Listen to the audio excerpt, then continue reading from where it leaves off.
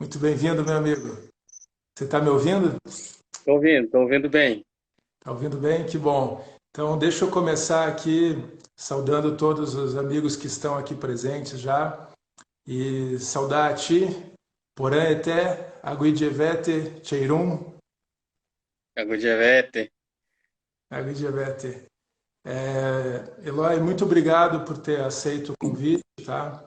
Eu estava explicando aqui para as pessoas, a gente tem uma hora mais ou menos para conversar aqui. E eu acho que é de extrema importância essa nossa conversa, esse nosso encontro. Ontem foi, né, o Dia do Índio, uma data que para muita gente é só um dia simbólico, mas que não representa muita coisa para muita gente. Eu acho que a gente estava falando, tido esse diálogo contigo, com o Cretan, com o Quereixo, com o Marciano, com várias lideranças indígenas aqui do estado do Paraná. E vocês estão abrindo para a gente toda uma realidade da importância de políticas públicas, da importância da valorização, da visibilização dos povos indígenas aqui do Paraná. Então, eu sou muito grato aqui por a gente estar desenvolvendo essa amizade, essa parceria. E queria passar aqui um pouco a palavra para você, antes de tudo, para você se apresentar, né? Eu falei que você é uma liderança guarani e, além disso, você já foi vereador, não é? Em uma cidade do interior do Paraná. Conta para a gente um pouquinho, Eloy, a tua trajetória, quem é o Eloy Jacinto? Tá certo. Eu sou Eloy Jacinto, Guarani Andeva, né? É uma das ramificações do Tupi-Guarani. Sou nascido aqui em Curitiba. E a aldeia de origem é no norte do estado, né? Mas eu nasci em Curitiba. Meus pais Nasceu em que estavam aqui. ano? Que ano você nasceu, Eloy? Nasci em 78. Certo. Então, meus pais, nesse período, eles estavam aqui em Curitiba, né? Como o Guarani ele anda muito dentro do seu território, então nesse período meu pai estava aqui em Curitiba e eu acabei nascendo aqui nesse território, aqui nesse chão. E é um prazer imenso, né? Voltei a Curitiba depois de mais de 30 anos e agora estou aqui, né? É, Você é casado fazendo com a Jaque, não, Eloy? isso. Minha esposa é Jaqueline, é enfermeira da CASAI, Casa de Saúde Indígena, que é aqui em Curitiba também, na Vila Isabel. E fui, como o deputado falou, lá no norte do Paraná, na minha cidade, lá em Santa Amélia, na aldeia da Laranjinha. Também fui vereador por um mandato, né, representando a comunidade indígena. Fui presidente do Conselho Indígena Estadual do Paraná também. Uhum. E sou estudante de pedagogia. Já fui estudante de direito, fiz 2 anos de direito. É, aí parei um pouco para cuidar da criançada. Tenho 3 filhos e hoje sou estudante de pedagogia. E também sou professor de língua indígena, né? Uhum. Leciono uma escola aqui da região, né? Lá na aldeia do Cretã, você conhece, esteve lá Sim. junto com a gente. E eu também dou aula lá nessa escola, lá na aldeia. E um pouco do currículo nosso é esse. Eloy, a gente teve logo no início do ano passado, eu até acho que eu tive uma primeira conversa mais séria contigo ali, quando teve uma manifestação no Ministério da Saúde, que os povos indígenas ocuparam o Ministério da Saúde aqui em Curitiba, e foi toda uma situação que já estava vindo desde o início do governo Bolsonaro, né? Em que a ameaça da municipalização da saúde indígena entrou em pauta, com o ex-ministro Mandetta, inclusive, né? Diga-se de passagem aqui. Isso. E você falou, né? A tua esposa, ela é indígena, ela trabalha na CASAI, que é a Casa da Saúde Indígena, a gente tem a CESAI, que é a Secretaria Especial da Saúde Indígena, e muita gente não entende o porquê que os povos indígenas têm que ter um tratamento diferenciado por parte da saúde. Você podia explicar um pouco para a gente por que essa pauta ela é tão importante, né, da gente ter a saúde indígena sendo observada com um olhar diferenciado. E na ocasião, no dia seguinte, a gente conseguiu abrir um horário no grande expediente lá da Assembleia Legislativa, e você, com as suas crianças, você fez uma fala histórica lá, também lembrando que isso que está em curso, né, esse desmantelamento das políticas da saúde, da terra, dos direitos constitucionais dos povos indígenas, é sim um genocídio dos povos indígenas, é um genocídio da cultura, da infância, da juventude que está aí crescendo, que vai perdendo essas perspectivas, né? Explica para a gente, Eloy, a importância da saúde indígena para o Paraná, mas para o Brasil como um todo. Em relação à questão da saúde indígena, né? A CESAI propriamente dita e o subsistema de saúde indígena.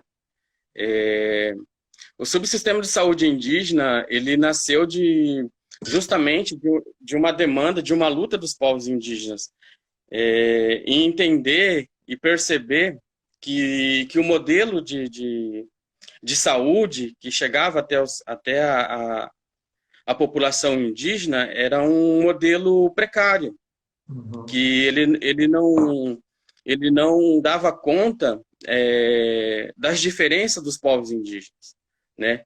São muitos povos, muitas nações indígenas, línguas diferentes, e a gente precisava de um subsistema, de um sistema que atendesse essas diferenças, né? Então nasceu disso daí. Foi com muita luta, né? E a gente tem a honra de dizer que não foi criação de nenhum governo. O subsistema de saúde indígena ele foi uma luta assim das populações indígenas, das comunidades, das lideranças mesmo. E daí que surgiu a CESAI, né? Secretaria Especial de Saúde Indígena. E qual que é a importância da CESAI? É justamente fazer um atendimento diferenciado, atender as demandas das populações indígenas dentro do seu costume, dentro da sua língua, respeitando a sua tradição. Nós, os povos indígenas, cada povo tem uma tradição milenar de medicina tradicional também, né? E isso ainda é, né? Ainda é uma dificuldade para o sistema universal entender, né? Mas a partir daí, da criação da CESAI e das equipes multidisciplinares nas aldeias, lá na base, a gente começou a tratar a saúde indígena com todos esses cuidados, com todos esses entendimentos, né? Para os Guarani, a saúde, ela eu acho que no geral, para o povo indígena, a saúde, ela é preventiva. Nós não trabalhamos saúde, a gente trabalha, na verdade, saúde. No meu entender, nós, os povos indígenas, trabalhamos e cuidamos da saúde. O povo não indígena, eles cuidam da doença. Então, aí já é um confronto, uma dificuldade para nós, porque nós prevenimos, nós trabalhamos com a prevenção, né? Por isso que a alimentação é diferenciada, os costumes, a relação com as doenças são diferentes. Deixa eu te perguntar, aproveitando o gancho, nesse momento da pandemia, né, da Covid-19, do coronavírus, onde a gente está vendo também com preocupação toda a maneira como a gente tem povos isolados ainda, né, nações indígenas que não têm contato com o homem branco, com a civilização, a preocupação muito grande, a gente está vendo no norte do Brasil, que mesmo na pandemia o avanço do garimpo está entrando nos povos nas terras indígenas, mesmo durante, né, essa necessidade de isolamento social. Como é que a CESAI está atendendo às necessidades de vocês aqui no Paraná? Como é que está sendo a relação? Duas perguntas. Primeiro, da própria CESAI, né? Se a gente está tendo o devido amparo e apoio às aldeias indígenas aqui do Estado. E segundo, por parte do governo do Estado, do governador Ratinho Júnior, como é que está sendo esse diálogo e esse apoio por parte do governo do Estado? Certo. Então, a gente, como você acompanhou no passado, nós passamos um processo muito difícil, né? Em relação à CESAI. A CESAI estava num processo de desmantelamento. A gente quase perdeu a CESAI e teve um corte de recurso muito grande, né? E aconteceu que a gente se deparou com essa pandemia justamente nesse processo de desmantelamento da Secretaria Especial de Saúde Indígena, né? Inclusive com essa falta de recursos. Teve recurso que saiu da Secretaria Especial de Saúde e foi para outros ministérios, e isso, né, prejudicou muito o atendimento da população indígena, né? Então é com essa realidade que a gente se deparou aí com essa pandemia, né? Com uma CESAI enfraquecida, você fala assim? Enfraquecida, com sérios problemas de diálogo com o governo federal, principalmente, né? A gente teve muita dificuldade. A intenção era extinguir a CESAI. E essa é a nossa realidade hoje, né? Então, assim, o primeiro momento, ele foi totalmente assim por parte da liderança. Quando surgiu essa pandemia e aconteceu a questão do isolamento, foi a própria liderança que tomou peito, tomou a frente, e já começou a fazer os procedimentos para proteger as suas comunidades, né? E depois, aqui no Paraná, a gente tem uma situação assim boa até, porque assim, não só no Paraná, né? A presidente do Condise, ela é aqui do Paraná, inclusive aqui da aldeia do Cretã, é a Andréia, e ela é uma pessoa bastante atuante. Então ela, já no primeiro momento, ela já chamou a equipe do DICEI, do Distrito Sanitário, para uma conversa para tentar já construir alguma coisa para ajudar a proteção das comunidades indígenas, né? Então, aqui a gente teve essa situação. Agora, a gente sabe que em muitos outros distritos foi diferente, né? Inclusive até hoje. A CESAI, ela tem um discurso, mas o que eu levo em conta é o discurso de base, que daí eu converso com os caciques, converso com as lideranças de base para saber o que realmente está acontecendo por parte do Estado, por parte da CESAI, por parte da FUNAI, por parte dos órgãos competentes em relação a toda essa situação que estamos passando, né? Eu prefiro conversar com esse pessoal de base, que eles que estão lá na ponta, eles sabem se realmente está chegando, se realmente está tendo alguma ação, se realmente está tendo alguma atitude ali por parte do governo, do estado, do município ou do governo federal. E principalmente da CESAI e da FUNAI, né? Então, assim, a CESAI, ela teve um atraso, né? Acho que estava já no 8º, no 10º dia, quando eles soltaram um plano de contingenciamento. Nesse processo, as lideranças, por parte da CESAI, mas aí a própria liderança já tinha tomado frente, já tinha fechado as aldeias, já tinha impedido o acesso de não indígenas, controlando esses acessos, né? Inclusive o pessoal já não podia mais sair da aldeia e ir para a cidade. A liderança fez esse papel e fez muito bem.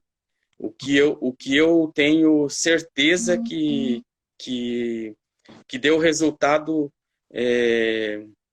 muito positivo, porque a gente não tem casos, né, aqui no Paraná, né? Mas foi uma ação da liderança, né? Mas Mas o povo está ficando nas aldeias, está permanecendo, não está em isolamento, estão respeitando. estão em isolamento, estão respeitando as orientações, né? Tanto da OMS quanto do Ministério da Saúde e principalmente das lideranças, né? E Uhum.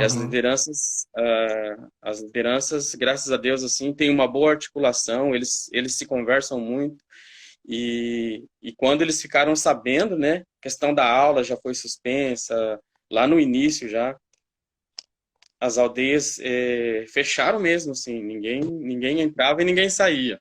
Em Eloy, a Mauê está lembrando aqui, né? O Fica em Casa Parente, que eu vi algumas postagens tuas também, né? Marcando Uhum. para os parentes, né? Como os povos indígenas se dirigem entre si, para ficarem em casa, ficarem nas aldeias, respeitando. Saudar também o cacique Everton de Laranjinha, que está aqui acompanhando a nossa conversa. Eloy, a gente tem no estado do Paraná, né, o ano passado a gente contou com a tua colaboração, do Gustavo Caboclo da Juliana e de vários outros ali na elaboração da cartilha que fizemos, né, do Paraná indígena. E ali vários dados chamaram a atenção, assim, por exemplo, desde dados simbólicos, né, que o Paraná e o próprio nome do estado é um nome indígena, Guarani. A gente tem mais de 100 municípios com nomes indígenas e atualmente tem uma população de mais ou menos, oficialmente, 25 mil a 30 mil homens e mulheres indígenas no estado do Paraná. A gente está falando de guaranis, de caigangues e também de chetás, né, que foram, num breve passado, vítimas, né, dessa assim chamada civilização, desse assim chamado progresso na região da Serra dos Dourados, ali perto de Umuarama. Fala um pouco para a gente, Eloy, como é que está esse momento, independente da pandemia, mas o momento da luta indígena pela terra, pelo território. Porque tenho visto também, eu pude acompanhar lá em Brasília o encontro da Frente Parlamentar Mista em Defesa dos Povos Indígenas, e a gente viu que essa é uma luta que está tendo uma articulação muito forte por parte de vocês numa esfera nacional ou até mesmo internacional, né? A gente viu uma comitiva, a Sônia Guajajara, o nosso Cretan, Caigangue, indo para a Europa representando as demandas dos povos indígenas junto aos governantes europeus. Como é que está essa articulação nacional em defesa da terra indígena? É, E eu se vi você ali puder também, Eloy, desculpa, falar um pouquinho do povo Xetá aqui no Paraná, da importância do resgate da terra do povo Xetá também. a gente vive em uma constante luta, né? E a luta maior dos povos indígenas é em relação ao território, em relação ao seu território. Eu não digo nem a questão das terras indígenas, né? Só das aldeias. Eu digo em relação ao território indígena mesmo. O território Caigangue, que é o território Guarani, o território Xetá. E a gente ainda está nesse processo ainda, né? Porque o Paraná, a região sul, no geral, a colonização ela pegou muito forte, né? Principalmente nessa situação da terra. E muitos povos perdeu suas terras, né? Perdeu suas terras. E até hoje não conseguiram retornar para o seu território, né? Que é o caso do Xetá, né? Muitos casos dos Guarani, você conhece a realidade do pessoal ali de Guaíra, que ainda tá num processo muito difícil, né? E esse processo também se agrava ainda mais com essa situação da pandemia, porque a gente tem essas realidades aqui no estado do Paraná, que são as aldeias demarcadas, homologadas, reconhecidas, e tem as que estão em estudo ainda, né? pessoal já está lá dentro, está em estudo, e tem os acampamentos ainda, né? Que não tem nenhum um tipo de segurança para esse povo que hoje está em acampamento, né? Inclusive, a gente tem uma situação recente agora que foi um decreto do presidente da FUNAI falando que nenhum servidor da FUNAI, inclusive a questão dos atendimentos com cesta básica, poderia chegar a esses acampamentos, a essas aldeias que ainda estão em processo de legalização, né? Então, essa é a realidade hoje do Paraná e da região sul. E hoje pode-se dizer que no território nacional está assim, porque a gente vem enfrentando um governante indígena, nós fomos os primeiros povos a serem atacados antes dele se eleger, e se elegeu com esse discurso e até hoje. A gente pode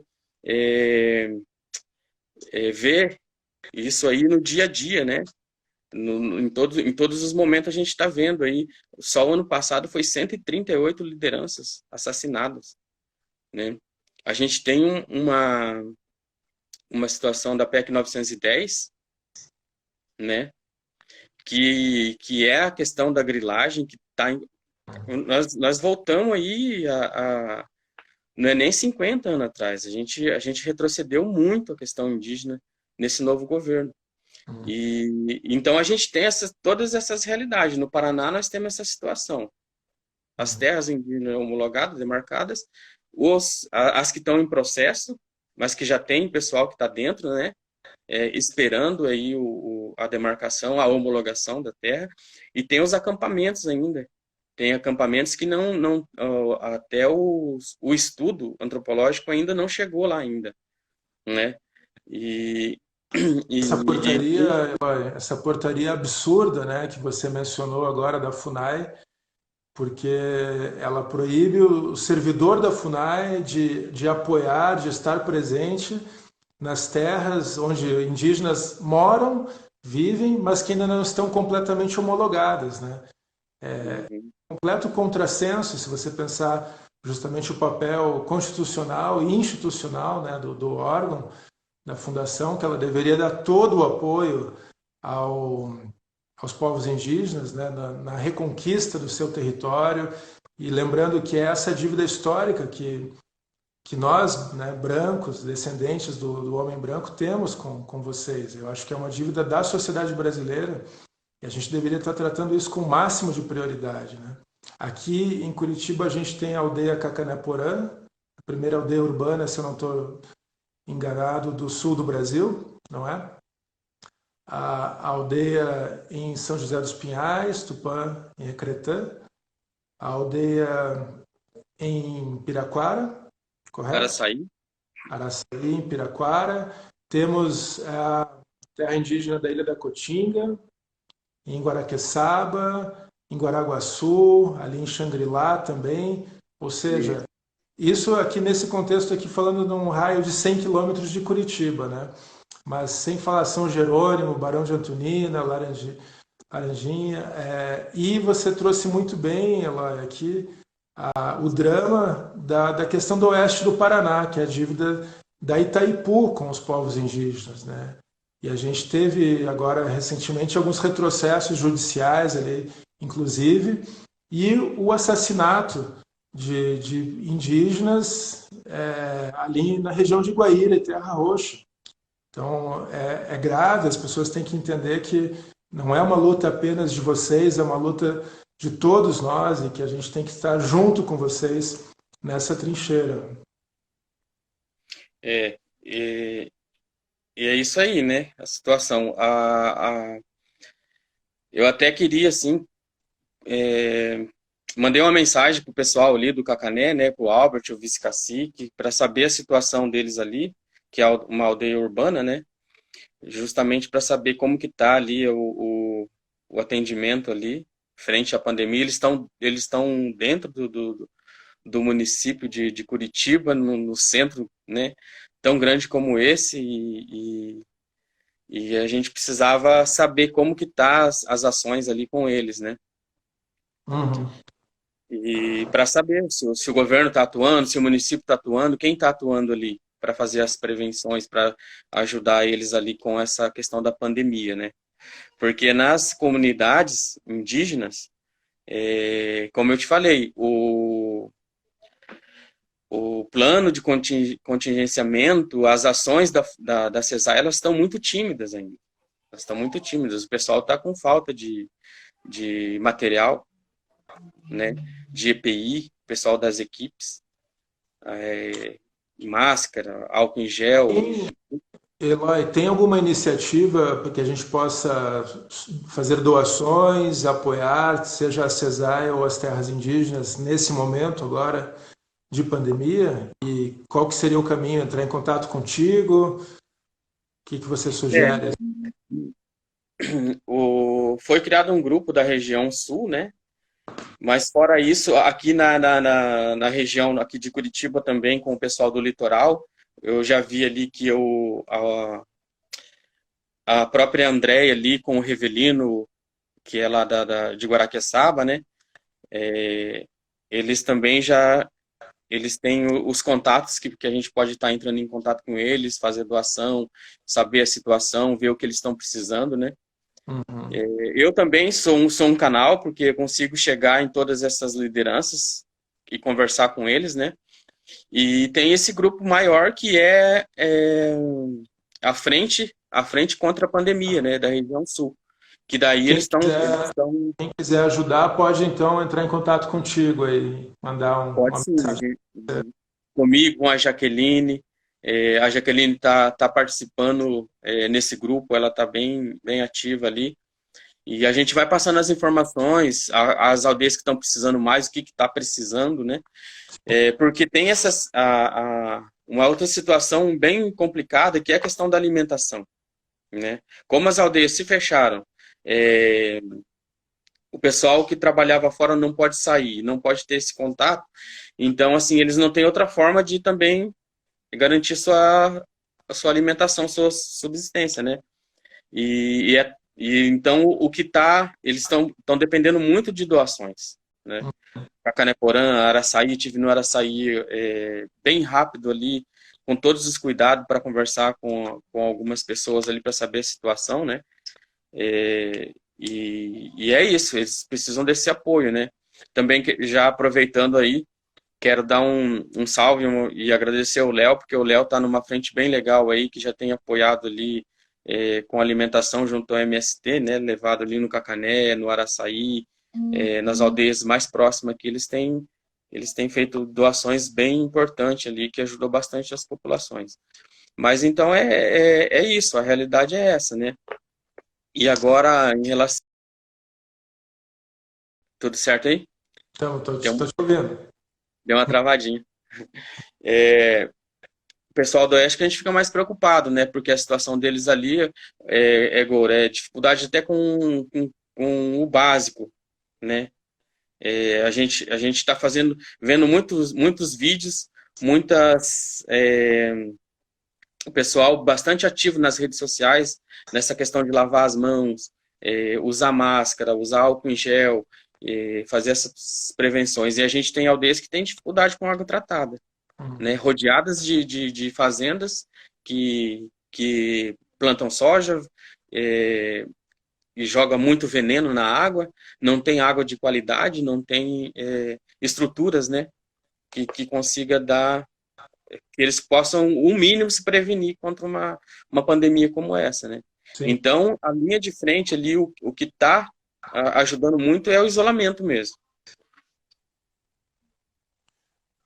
Viu, Eloy? Eu lembrei aqui que logo no início da gestão do governo Bolsonaro, e você já explicou assim que a ameaça ela não veio após a posse, né? Ela já estava vindo desde antes, com frases conceituosas, com afirmações de que não teria 1 centímetro de demarcação no seu governo e outras coisas mais. Mas que uma coisa que vocês falaram, que vocês já estão resistindo há mais de 500 anos e que a dúvida é se nós, né, conseguiríamos resistir a essa política da morte, né, essa política da destruição destruição. E eu acho que a gente tem muito a aprender com vocês, né, com os povos indígenas que estão presentes em todo o território da nação.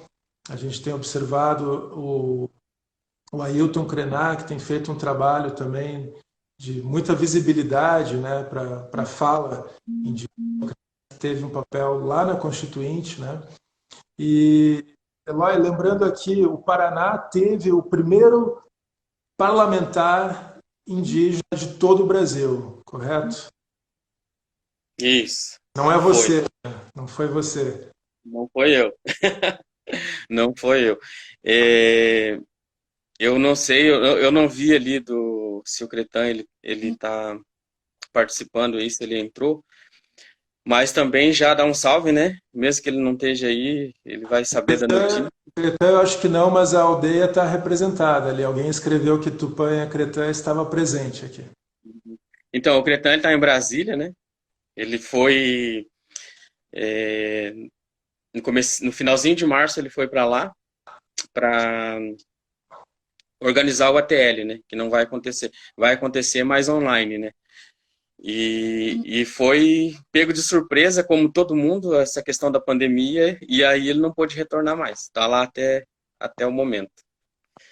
Mas dá um salve aí para ele, porque é uma grande liderança aí nossa, né? Aqui da região sul, e uma liderança nacional. E desejar tudo de bom para ele lá. E o primeiro parlamentar indígena foi justamente o pai dele, né? Na década de 70, o Ângelo Cretan Caigangue, que foi o primeiro vereador indígena do país, né? Do Brasil. Ele abriu as portas ali de uma nova perspectiva de luta para os povos indígenas, né? Depois dele, aí, a gente só foi ter um outro parlamentar, que foi o Juruna, né? Depois de muito tempo. E depois foi aí aparecendo outros candidatos, né? Até chegar a nós ali, em 2012, que também conseguimos se eleger no município de Santa Amélia e fizemos um mandato lá. Mas essa relação, assim... O Cretan, Eloy, desculpa, o Cretan ele teve muito envolvido na luta da terra de Mangueirinha, correto? O Ângelo? Isso, o Ângelo. O Ângelo, não, ele iniciou a luta pela terra no sul do país. Ele ficou muito emblemático a luta dele no Mangueirinha, porque ele era dali daquela terra, né? Mas ele iniciou a luta no sul do Brasil, inclusive terras ali em Rio Grande do Sul, que eles foram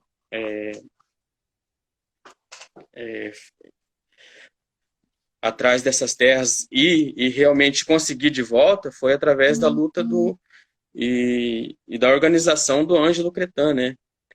E do Paraguai lá, o Guarani, né? Que era um companheiro dele, o Xangré, que também participou da luta, e toda uma liderança que eles construíram naquela época, né? E então foram fazendo as retomadas de Mangueirinha, Rio das Cobras, região em Rio Grande do Sul, Nonoai, todas essas aldeias, Caigangue, foi através da luta do Ângelo, que iniciou ali em Mangueirinha. É que Mangueirinha teve toda a situação da morte do Ângelo, então ficou muito emblemático a questão do Mangueirinha, né? Mas ele lutou na região sul toda. E nesse sentido, Eloy, pegando o exemplo, né, a inspiração do Ângelo, você falou do Juruna, também foi o primeiro parlamentar na Câmara dos Deputados, né, um representante indígena. Eu lembro que ele foi eleito pelo PDT, né, o Partido Democrático Trabalhista, e a gente está já com a tua pré-candidatura a vereador aqui em Curitiba, né, pelo PDT também. Vocês estão se organizando num nível nacional para candidaturas indígenas acontecerem por vários partidos? Existe essa articulação, existe essa intenção no movimento nacional? A gente teve a Sônia Guajajara, né, como candidata a vice-presidente do Brasil. Como é que está isso agora, assim, tendo em vista o horizonte agora das candidaturas municipais que estão aí? Como é que você está colocando e por que é importante ter um representante indígena candidato marcando presença nas eleições, Eloy? Então, como eu te disse, assim, o Ângelo ele fez a luta pelo território e junto com essa luta ele também, como primeiro vereador, ele mostrou para nós um outro ambiente que nós precisamos ocupar, que é a questão das assembleias, das câmaras legislativas, né? Que é a política partidária que hoje acontece no nosso país, né? E então e nós entendemos isso também, né? Que nós precisamos, por uma questão de justiça mesmo, por uma questão de justiça, nós precisamos ocupar esses espaços. São espaços de decisões, espaços muito importantes que decidem a vida do povo, que decidem a vida do nosso povo, muitas vezes, e nós não estamos lá presente para colocar a nossa voz, para colocar as nossas demandas e para ajudar a construir políticas que realmente venham de encontro às demandas dos povos indígenas, né? Então, assim, eu junto com o Cretan e mais algumas lideranças, o Dirceu, o Miguel de Clevelândia e o Ivan do Apucaraninha, muitas lideranças a gente há tempo vem conversando, né? Aqui no Paraná, o Everton também participou de várias conversas, né? O Cacique do Laranjinha, da importância de a gente começar a ocupar esses espaços, né? Então, assim, eu fico muito contente porque para essa próxima eleição a gente já tem vários indígenas já intencionados. Nova Laranjeiras tem um histórico já de vereadores, de conseguir colocar vereadores no município. Depois veio a gente, né? Clevelândia, Ivaí, com o Dirceu ali, que é sempre muito bem votado. Mas, assim, nós precisamos de mais vereadores indígenas. E mais ousadamente digo assim, de mais vereadoras indígenas. Precisamos de mulheres ocupando esses espaços, as mulheres indígenas.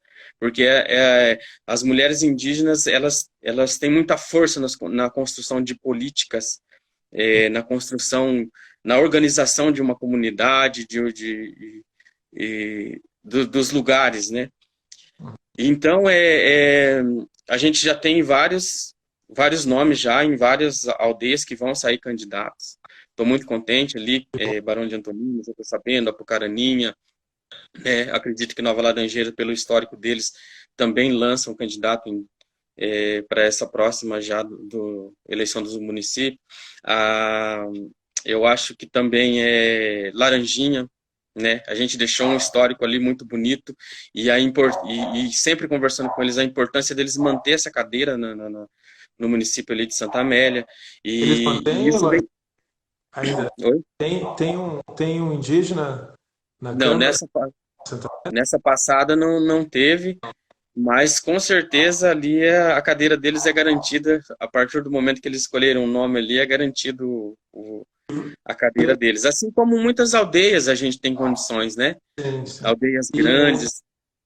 E Eloy, eu concordo contigo, assim, eu acho que pensando agora, em 2022, né, tem que ter uma candidatura indígena à Assembleia Legislativa do Paraná, né, à Câmara dos Deputados também. Eu acho que vocês estão corretíssimos, assim, se você me permite compartilhar assim, essa opinião, porque o período eleitoral também é um período de discussão, de debate, de dar visibilidade a temas, né?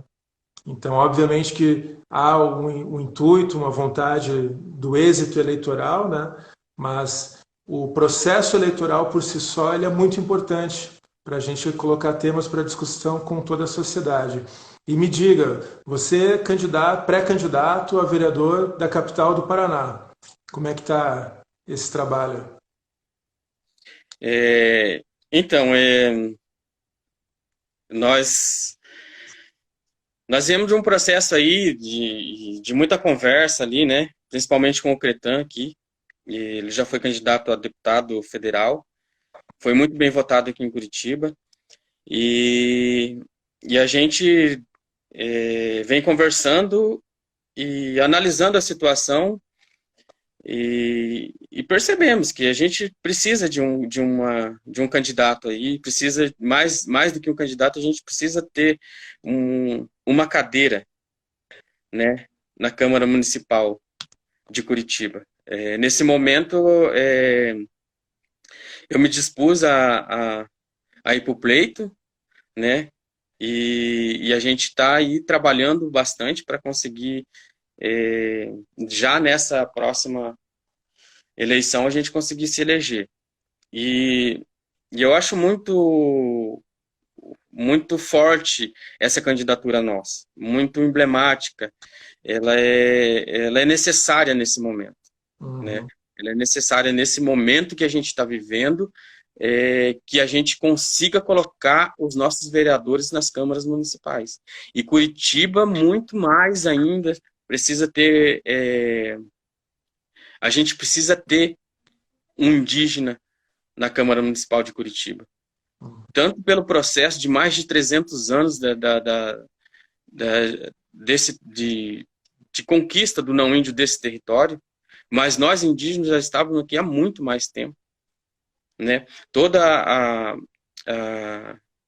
a construção dessa cidade, de Curitiba, nesse território, ela teve participação efetiva dos povos indígenas, Claro. inclusive para achar esse local. E a partir de um momento nós não se tornamos mais necessário. A gente foi deixado de lado. E as questões nossas foi deixado de lado. Mas os povos indígenas não pararam de vir aqui e de reconhecer esse local como seu território de coleta, de contribuição, de construção, de encontro dos povos indígenas. E Uhum. agora chegou o momento de nós reivindicar de novo esse espaço. Um espaço de decisão, um espaço de construção, né? E a gente precisa ter um indígena lá para dizer, para ajudar a cidade de Curitiba ser uma cidade melhor, ser uma cidade mais voltada ao ser humano, né? A Os Camila, conhecimentos, a ciência nossa foi deixada de lado e nós precisamos trazer de volta esse conhecimento justamente nesse momento, né? Que a gente está enfrentando uma pandemia, uma doença muito agressiva e a gente tem meios, a gente tem como contribuir para que a gente construa dias melhores para a população em geral, né? perfeito, Eloy. O cacique Everton estava falando ali que estão confiantes também, que se Nhanderu quiser, eles vão conseguir também uma cadeira lá. Eu acho Vai que sim. esse entusiasmo aqui que vocês passam para a gente, que é muito bom. Eu queria dar um recado também aqui, o cacique comentou, o Everton, que o apoio do governo do estado não está chegando lá. Eu vou pedir, Everton, depois você me escreva, porque a informação que eu tive até o final da semana passada, inclusive repassei para algumas lideranças, é que o governo estava sim dispondo de cestas de alimentos para as aldeias, via a SUDES, a Superintendência do Diálogo e da Integração Social, que está comandada pelo Mauro Hockenbach. O Mauro me escreveu ali dizendo que era para repassar todos os contatos das aldeias para que o governo faça esse atendimento. Eu acho que é o mínimo, né, Eloy? Garantir com que as pessoas possam ficar nas aldeias, tendo o alimento. Eu acho que a gente tem situações, como você relatou, lá do Ocuí, e de toda a região oeste, que são realmente desenhadas por um contorno mais trágico, né, pela dificuldade do acesso ao território, acampamentos muito precários, sem água, sem o mínimo de infraestrutura ali para as famílias que estão lá. E essa é uma luta ali. Eu queria saudar também o vereador Paulo Porto, lá em Cascavel, que também foi para mim um meio de poder contribuir, de conhecer mais a realidade dos povos indígenas aqui do Paraná. O Paulo está sempre com uma militância muito forte, uma aproximação muito grande aí dos movimentos sociais e dos movimentos indígenas. Eloy, vamos lá, o que mais que você acha que é importante aqui registrar? Essa questão do governo do estado, né, que eu acho muito importante a gente falar sobre isso. A Camila também está comentando ali que ali no Cacané não tem chegado nada, né? E então uma outra coisa assim que eu estava assistindo uma live semana passada da Sônia, né? E a Sônia falou sobre isso. Eu pesquisei e realmente eles encaminharam uma carta para todos os governadores de estado, a PIB, né? Articulação dos Povos Indígenas do Brasil. A PIB vem numa frente muito forte aí nesse momento, né? Inclusive chamando a responsabilidade e a todo momento cobrando dos governadores, dos prefeitos, da CESAI e da FUNAI, para que a FUNAI realmente venha, esses órgãos venham ter ações efetivas, né, nesse momento com as comunidades. Então, a PIB lançou uma carta, tem 10 orientações que a PIB, junto com as lideranças, construiu, 10 orientações importantes para que os governadores possam seguir ali no atendimento às comunidades. E infelizmente é isso que está acontecendo. Conversei com o Wagner do Barão também, e ele me informou que o que eles estão fazendo, como o cacique Everton disse, como a Elisa ali do Laranjinha disse, o enfrentamento eles estão fazendo por conta própria, inclusive com recursos próprios, né? Ainda não está chegando essa participação do Estado ou do governo federal, ou da CESAI ou da FUNAI, né? A gente tem informações também que a FUNAI teve disponibilidade de recursos para atender comunidades, e até a semana passada, inclusive, a PGR estava cobrando isso da FUNAI, o porquê que eles não estavam fazendo esses atendimentos. Não tinha gastado R$1 ainda, e tinha recebido um recurso até significativo para atender as comunidades que têm mais dificuldade, né? Então, assim, no governo do Paraná foi lançado aquele QR Code também, que é da cesta básica, né? Uhum. E a gente precisa pensar como que os indígenas podem acessar isso, que é através de um QR Code lá, que você consegue um cartão e vai no mercado e consegue retirar uma cesta básica, né? E fora isso, compromisso do governo, não só federal, não só dos órgãos ligados à questão indígena, é compromisso do governo do estado, das secretarias de estado, dos prefeitos, saber a situação e apoiar as comunidades indígenas, né? E a gente precisa descobrir o porquê que não está chegando, o que está acontecendo aí nesse caminho aí que não está chegando até as comunidades indígenas, né? Então é isso ali, ó, Cacané está dentro de Curitiba, um município desse tamanho, e ainda o município, o estado, o município não conseguiu se organizar para conseguir atender essa população. É uma população pequena, né? Sim, sim. Ali até no caso do Cacané Porã, né, a aldeia, houve uma movimentação por parte da sociedade civil até de apoio, né? O companheiro Tiago Bagatin, do PSOL, e outros que estavam fazendo esse auxílio ali. E falta, né, Eloy, eu vejo, a gente tem aqui, voltando a uma política municipal, o Curitiba tem a Casa de Passagem Indígena, que justamente seria um espaço para este acolhimento à população indígena que vem para a capital, né, como é tradição, né, principalmente da cultura caigangue, trazer o artesanato, expor, fazer essas viagens, muitas vezes com as crianças, né? E a gente não vê o devido cuidado por parte do governo municipal com isso. Não só diria cuidado, mas uma extrema valorização que deveria ser o caso, né? Da gente garantir espaços dignos, seguros, para os povos indígenas virem aqui e se sentirem realmente acolhidos, porque essa terra era de vocês, né? E ela é de vocês ainda, e a gente tem que garantir com que pelo menos o Estado brasileiro, que já reconhece isso na letra da lei, reconheça isso também na prática, mediante políticas públicas, né, realmente efetivas. Realmente Curitiba, por ser uma capital e produzir tanta riqueza, né? E a gente tem essa situação com os povos indígenas. Tá ouvindo bem, Goro? Estou ouvindo bem, Eloy. A gente já está chegando nos nossos 5 minutos finais aqui, tá? Nossa, né? Então, Já. e a gente precisa construir essas políticas com as comunidades indígenas, com os povos indígenas. Curitiba nunca vai deixar, nunca vai acontecer de não ter indígena aqui. Hoje a gente tem o Cacané, tem os índios, os indígenas que vêm para vender artesanato, os indígenas em trânsito, vem cacique, vem liderança, porque aqui é o centro do poder. Eles vêm para trazer as demandas aqui. A gente não tem nada que assegura as mínimas condições para esse povo estar aqui, né? E a gente precisa construir isso. Precisa pensar isso de verdade, realmente, uma política que venha atender essas questões. A casa de passagem, a casa do estudante indígena, nós temos aqui muitos universitários, né, em Curitiba. A gente não tem estrutura nenhuma de garantia para eles. Eles entram na universidade, chegam aqui e aquela dificuldade. Muitos vão embora porque não tem condições de se manter aqui.